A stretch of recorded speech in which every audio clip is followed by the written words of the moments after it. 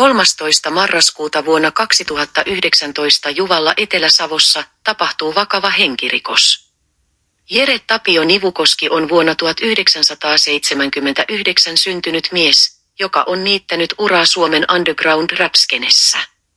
Hän on tuottanut yhden tunnetun oululaislähtöisen räppärin menestykkään levyn ja on itsekin tehnyt musaa päihteiden käytöstä.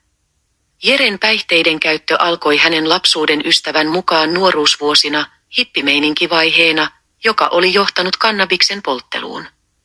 Jerellä on ollut paljon mielenterveyden häiriöitä ja hän on käyttänyt runsaasti päihteitä.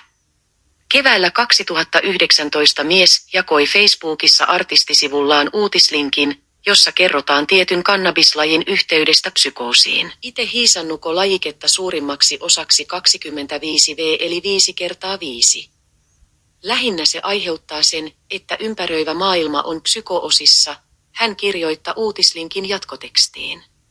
Tapahtuma alkoi kun Jere oli kantanut 78-vuotiaan isänsä olohuoneen sohvalta ja vienyt hänet ulos, jossa hän oli puukottanut häntä teräaseella ja pudottanut hänet pihalla olleeseen likakaivoon.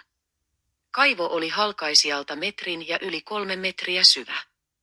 Vettä kaivossa oli noin 1,5 metriä.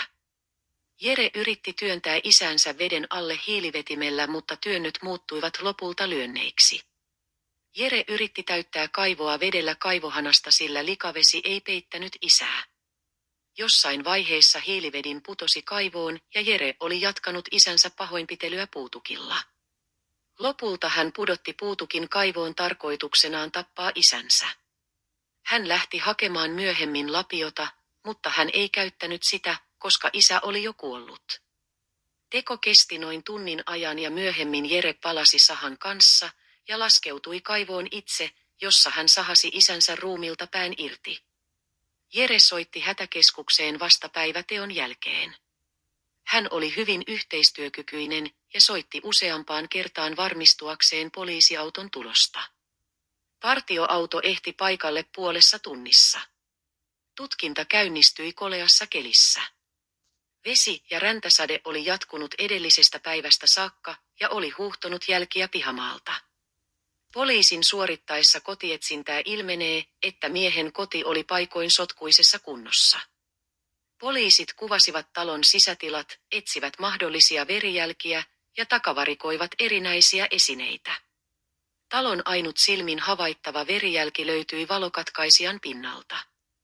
Eteisestä laskeutui portaat kellaritilaan, jonne mies oli marraskuun alussa kyhännyt suojabunkkerin, koska pelkäsi jonkun uhkaavan häntä ja isäänsä. He olivat nukkuneet kellarissa joitakin öitä. Asunnosta takavarikoitiin lasipurkkeja, joissa säilytettiin huumausaineita, kannabista ja sieniä. Jere selvitti poliisille, mitä talolla oli tapahtunut edellisenä päivänä. Isä ja poika olivat olleet talolla kahden, joten surmatyöllä ei ollut ulkopuolisia silminnäkijöitä. Tutkinnan myöhemmässä vaiheessa Jere kertoi harhoistaan. Hän oli käyttänyt erilaisia päihteitä pidemmän aikaa ja arveli olleensa psykoosissa. Jere kertoi kokeneensa, että hänen isänsä on saatana tai demoni. Hän ei osannut kertoa teolleen selkeää motiivia. 78-vuotias isä oli asunut väliaikaisesti poikansa luona Juvalla.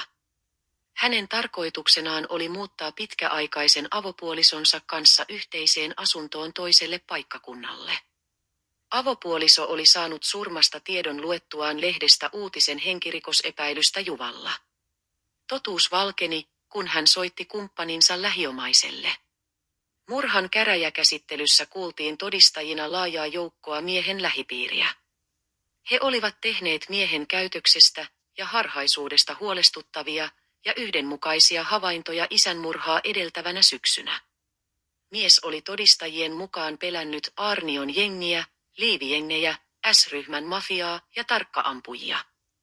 Todistajana kuultu lapsuuden ystävä kertoi tavanneensa miehen noin kuukautta ennen surmaa. Hän huomasi lämpimänä, mukavana ja luotettavana tuntemansa ihmisen käyttäytyneen hyvin sekavasti. Ystävä oli yrittänyt rauhoitella miestä ja tarjonnut hänelle yösijan. Melko pian kaverusten tapaamisen jälkeen mies otettiin sisään psykiatriseen sairaalaan. Hän surmasi isänsä oltuaan noin 3 viikkoa avohoidossa. Mies passitettiin mielentilatutkimukseen vangitsemisensa yhteydessä muutama päivä henkirikoksen jälkeen. Terveyden ja hyvinvoinnin laitoksen, THL, lausunto miehen mielentilasta valmistui elokuussa 2020. Mielentilatutkimuksen mukaan mies oli teon aikaan syyntakeinen, eli hän ymmärsi tekonsa seuraukset. Hänen ei todettu kärsivän mielisairaudesta. Mielentilalausunnosta tarkemmin ilmenevin perustein on kuitenkin katsottu, että harhoja on ollut liian paljon ja harhojen kokonaiskuva on ollut liian monimutkainen sopiakseen psykoosisairauteen, lausunnossa todettiin.